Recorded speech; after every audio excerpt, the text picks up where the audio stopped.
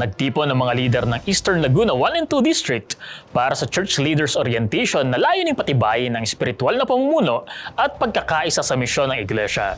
Dito, mas hinubog ang kanilang kakayanan bilang mga lingkod at tagapanguna sa makabagong panahon. Si John Miguel Flora para sa Balitang May Pag-asa.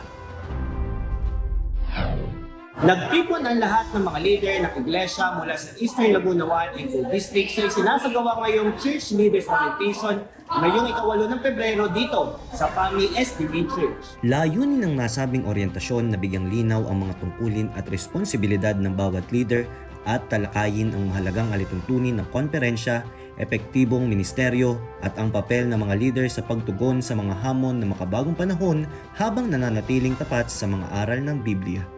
Dumalo sa naturang pagtitipon sina Pastor and Mrs. Joel and Mary Christine Caspe at Pastor and Mrs. Jomel and Dan Arsenal buhat sa South Central Luzon Conference, mga district pastor, elder, department leaders at iba pa mga church officers mula sa iba't ibang lokal na iglesia ng Eastern Laguna 1 and 2 District na aktibong nakibahagi sa mga talakayan na inihanda para sa araw na ito.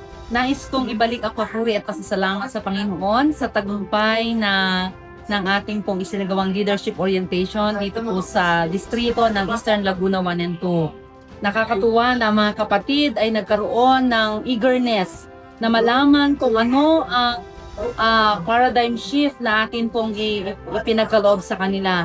Sapagkat sa taong ito, for the next 5 years, mayroon po tayong may mga pagbabago sa traditional way na atin pong isinagawa. So nais ko pong purihin ang Panginoon sapagkat ang mga kapatid ay naging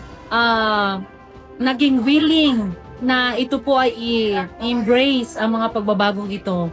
Yung tinatawag na top to bottom, ito po ay naisasagawa sa tulong ng ating Panginoon. I would like to give back the glory and honor to our Lord. Sa kabuuan, ang Church Leaders Orientation ay nagsilbing mahalagang pagkakataon upang muling pagtibayin ng panawagan ng paglilingkod, palakasin ang ugnayan ng mga leader at ihanda ang bawat isa sa mas masigla at makabuluhang gawain ng iglesia sa mga susunod na buwan.